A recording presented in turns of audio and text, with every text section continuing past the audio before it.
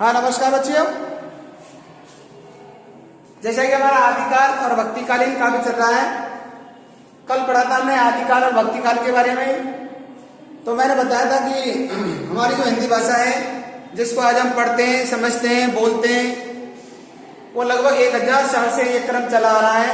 1000 साल पहले ये हमारी हिंदी भाषा नहीं थी और 1000 साल पहले से इस हिंदी भाषा का जन्म हुआ। और जब इस हिंदी भाषा का जन्म हुआ उस समय इस भाषा का जो कालखंड है उसका नामकरण हुआ आदिकाल। कल भी बताए थे 4 कालखंड है, आदिकाल है, भक्तिकाल है, रीतिकाल है और आधुनिक काल है। 4 कालखंडों में इस हिंदी भाषा के इतिहास को हमने बांटा है और चारों कालखंडों में से हमें 2 कालखंड पढ़ने, एक पहला है आदिकाल और दूसरा है भक्तिकाल। तो इसके सिलेबस के बारे में कल हमने पढ़ा, कल समझा। तो पहला ही कवि जो हमने पढ़ा था आदिकाल के बारे में, जिस सिलेबस में हमने देखा, पहला ही कवि है जिसका नाम है विद्यापति। तो आज हम कुछ विद्यापति के बारे में पढ़ेंगे, विद्यापति के बारे में समझेंगे कि विद्यापति कौन थे, क्या इन्होंने रचना लिखी, कहाँ रहते थे, किस प्रकार से इनका जीवन यापन हुआ, इसके बारे में समझेंगे। उसके बाद फिर हम इसके पदों को पढ़ेंगे। तो देखो, विद्यापति का जन्म है सन 1385 ईस्वी, दरभंगा बिहार, जिला है दरभंगा, जो कहां पर है, बिहार में है। जिनका जन्म हुआ है सन 1350 में और मृत्यु है सन 1402 में। 1402 में इनकी मृत्यु हो चुकी है। दरभंगा बिहार में इनका क्या हुआ है, जन्म हुआ है। अब हम विद्यापति के बारे में समझेंगे कि विद्यापति का जन्म किस प्रकार से, कहाँ हुआ, कैसे परिवार में हुआ, किस प्रकार से इन्होंने काव्य लेखन किया। तो विद्यापति मैथिल कोकिल नाम से प्रसिद्ध हुए। पहली लाइन है, जो विद्यापति है वो मैथिल कोकिल, मैथिल मान होती है भाषा का नाम है मैथिली भाषा, भाषा का नाम है मैथिली, जो आज भी बिहार में विशेषकर बोली जाती है, समझी जाती है, पढ़ी जाती है। तो मैथिल कोकिल, कोकिल माने कोयल के समान, यानी जिस प्रकार से कोयल अपनी वाणी का संचार करती है, उसकी जो वाणी है, उसकी जो आवाज है हमें बड़ी ही मधुर लगती है, सुरीली लगती है। उसी प्रकार से विद्यापति ने भी मैथिली भाषा में काव्य लेखन किया और बड़ा सरस काव्य लेखन किया, बड़ा रसयुक्त काव्य लेखन किया, मनमोहक काव्य लेखन किया। तो मैथिल कोकिल क्यों कहते हैं? मैथिल भाषा में, यानी भाषा कौन सी है, मैथिल, मैथिली, मैथिली भाषा में सरस रचना, सरस माने रसयुक्त, रसीली, मन को भाने वाली, अच्छी लगने वाली सरस रचना के कारण इन्हें मैथिल कोकिल कहा जाता है। यानी इन्होंने मैथिली भाषा में जो काव्य लेखन किया, बड़ा सरस काव्य लेखन था, बड़ा रसयुक्त काव्य लेखन था, बहुत सुंदर काव्य लेखन इन्होंने किया, जिसको पढ़ते ही, जिसको सुनते ही हृदयगम किया जा सके, समझा जा सके, ऐसा काव्य लेखन इन्होंने मैथिली भाषा में किया। और ऐसा काव्य लेखन मैथिली भाषा में करने के कारण इनको मैथिल कोकिल कहा जाता है। मिथिला का यानी मैथिली भाषा की कोयल, यानी मैथिली भाषा में सरस काव्य लेखन के कारण। विद्यापति तिरहुत के राजा शिव सिंह के दरबारी कवि माने जाते हैं।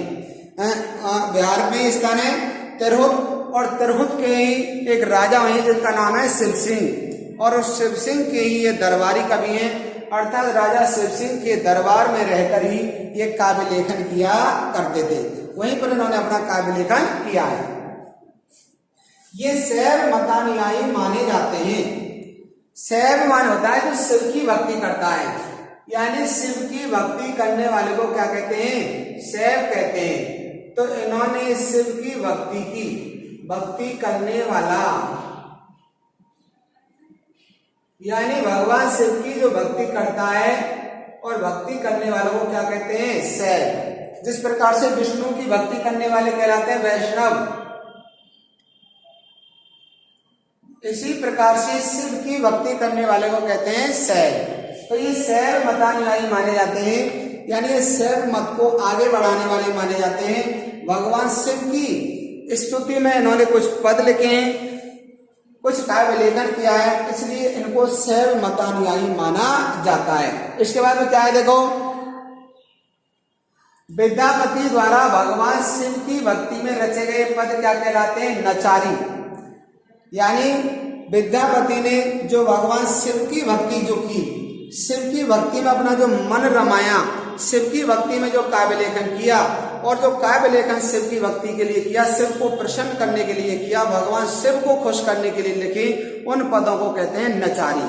नचारी एक प्रकार से नाचने के अर्थ में ही है, नाचने के अर्थ में ही नचारी का प्रयोग हुआ है। यानी जिस प्रकार से भगवान शिव जी अपना तांडव नृत्य करते हैं, तांडव नृत्य के द्वारा वो अपना विशेष प्रकार से अपना जो हुनर है उसे दिखलाते हैं, इस प्रकार से इनके जो पद हैं, शिव की भक्ति में जो पद रचे गए उनका नामकरण किया गया नचारी। हिंदी में कृष्ण को काव्य का विषय बनाने का श्रेय विद्यापति को दिया जाता है। बहुत बढ़िया लाइन है, बहुत अच्छी लाइन है। हिंदी में कृष्ण को काव्य का विषय बनाने का श्रेय विद्यापति को दिया जाता है। यानी आज जो हम हिंदी भाषा में श्री कृष्ण के बारे में पढ़ते हैं, भक्ति काल में जो सबसे ज्यादा श्री कृष्ण के बारे में लिखा गया, पढ़ा गया, समझा गया, तो भगवान श्री कृष्ण के बारे में जो उन्होंने काव्य लेखन किया और काव्य का विषय बनाया, वो काव्य का विषय बनाने वाले कौन थे? विद्यापति। यानी विद्यापति से पहले श्री कृष्ण के बारे में किसी ने भी नहीं लिखा। सिर्फ वो काव्य लेखन नहीं कर सकते थे, वो हालांकि श्री कृष्ण का गुणगान करते थे, उनके कुछ पद भी अपने आप गुनगुनाया करते थे, उनकी स्तुति में कुछ भी बोला करते थे, लेकिन कभी काव्य का विषय नहीं बनाया, कभी भी उन्होंने अपने काव्य लेखन में श्री कृष्ण को माध्यम नहीं बनाया। लेकिन विद्यापति ने सर्वप्रथम श्री कृष्ण को काव्य का विषय बनाया, अर्थात विद्यापति ने सर्वप्रथम कृष्ण के बारे में लिखा। आगे क्या देखो, इनकी कुछ रचनाओं में पदावली लिखी है इन्होंने। पदावली यानी जिसमें बहुत सारे पदों, पद प्लस अवली से बना है पदावली, यानी जिसमें बहुत सारे पदों एक साथ काव्य लेखन किया गया है। इसके बाद में इनकी रचनाएं कीर्ति लता, कीर्ति पताका, दुर्गा भक्ति तरंगिणी, शैव सर्वस्वार और वर्ण कृत्य, ये इनकी प्रमुख रचनाएं। वैसे प्रमुख रचनाएं इनकी पदावली, कीर्ति लता और कीर्ति पताका, बहुत मोस्ट रचनाएं। और देखो पदावली में क्या है, पदावली रचना में मैथिली भाषा तथा कीर्ति लता एवं कीर्ति पता में अवहट भाषा का प्रयोग हुआ है। जो पदावली रचना है इनकी, ये जो पदावली रचना है इसमें तो मैथिली भाषा में लिखी गई है। जो मिथिला में रहते थे और मैथिली भाषा में लिखते थे, तो पदावली कौन सी भाषा में लिखी गई है? मैथिली भाषा में। और कीर्ति लता और कीर्ति पता का जो दो रचनाएं, ये अवहट भाषा का प्रयोग किया गया है। ये अवहट उस समय की भाषा थी, लगभग 1000 साल पहले की जो भाषा थी, जिसमें कुछ हिंदी के शब्द भी थे, कुछ प्राकृत भाषा के भी शब्द थे, कुछ अपभ्रंश भाषा के भी शब्द थे। इनकी पदावली जयदेव द्वारा रचित गीत गोविंद के अनुकरण पर होने के कारण इन्हें अभिनव जयदेव भी कहा जाता है। यानी कि विद्यापति ने जो अपनी पदावली रची, पदावली की जो रचना की, पदावली का जो काव्य लेखन किया, ये एक कवि हुए हैं पहले जिनका नाम है जयदेव, और जयदेव ने एक रचना लिखी जिसका नाम है गीत गोविंद। और गीत गोविंद को ही आधार बना करके, यानी जिस प्रकार से जयदेव ने गीत गोविंद लिखी, उसी को विद्यापति ने आधार बनाकर, यानी उन्हीं के अनुकरण पर जैसा उन्होंने लिखा वैसा ही अनुकरण करते हुए इन्होंने भी काव्य लेखन किया।